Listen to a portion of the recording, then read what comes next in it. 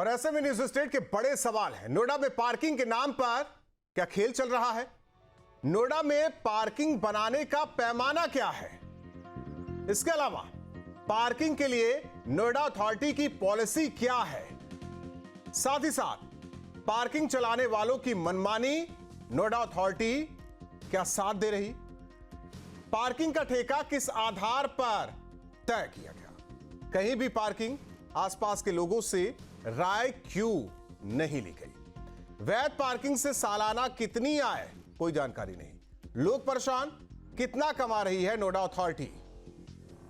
कैसे तय होते हैं पार्किंग के रेट? इसके अलावा अवैध पार्किंग का सालाना कितने का कारोबार होता है?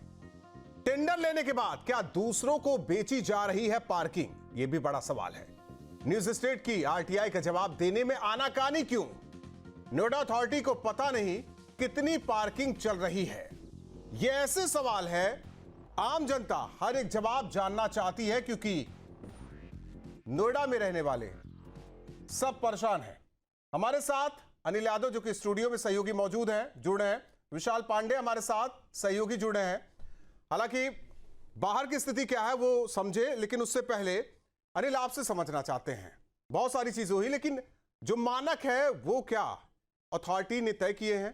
कोई जानकारी नहीं। बहुत सारी चीजें, कितना कारोबार हो रहा है कोई जानकारी नहीं।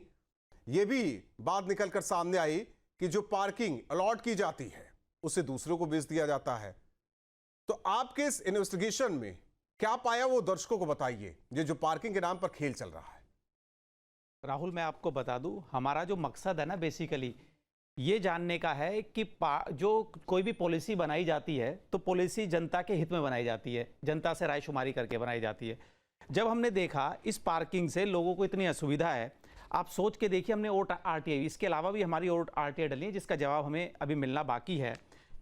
मैं उन आरटीआई के कुछ सवाल और बताना चाहता हूं जनता को।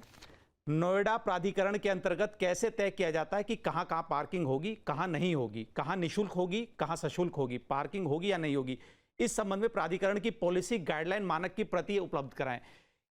इसको जानने का हमारा जो मकसद है, इस सवाल के द्वारा हमारा जो जानने का मकसद है अथॉरिटी से, वो मकसद ये है कि मान लीजिए कोई इंस्टीट्यूशन चल रहा है, कोई फैक्ट्री चल रही है, कोई ऑफिसेज चल रहे हैं, उनके सामने एकाएक आपने पार्किंग लाकर खड़ी कर दी।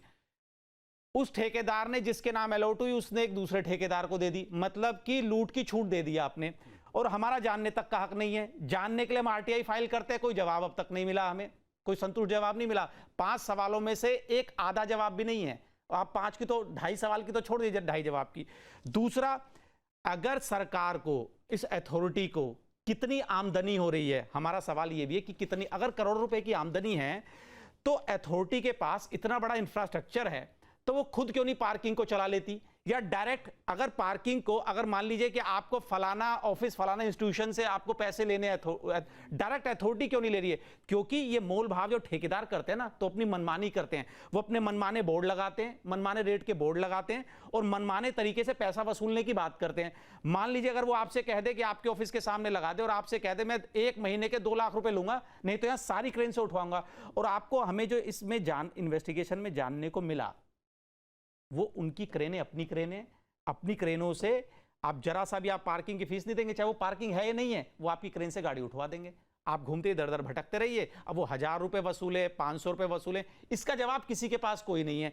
ना तो कितनी आय हो रही है उसका जवाब है। ठेकेदार, चलो मैं मान लिया कॉन्ट्रैक्ट दे भी दिया, क्या प्राधिकरण की जिम्मेदारी छूट हट गई?